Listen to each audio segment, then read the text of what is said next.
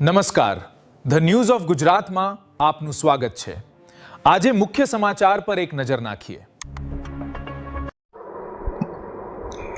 સમીની દીકરીઓનો શંખેશ્વર ખાતે ડંકો। પાટણ જિલ્લા કક્ષાના સ્વાતંત્ર્ય પર્વે શ્રી આયુબી કન્યા વિદ્યાલય પ્રથમ ક્રમે।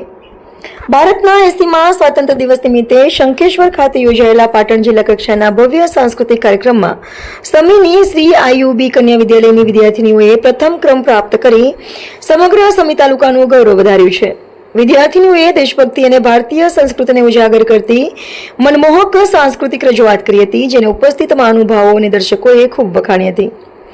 આ ભવ્ય પ્રસંગે પાટણ જિલ્લા પ્રભારી મંત્રી શ્રી સ્વરૂપજી ઠાકોર, ધારાસભ્યશ્રીઓ, કલેક્ટર સાહેબ તથા જિલ્લા શિક્ષણાધિકારી શ્રી અશોકભાઈ ચૌધરી સહિતના અગ્રણીઓ ઉપસ્થિત રહ્યા હતા।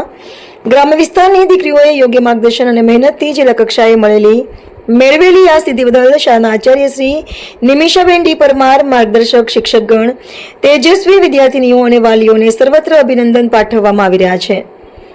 મંચ શંખેશ્વરનો હતો, પરંતુ ગૌરવ સમગ્ર સમીનું હતું। પ્રતિનિધિ મુસ્તફાભાઈ સમી।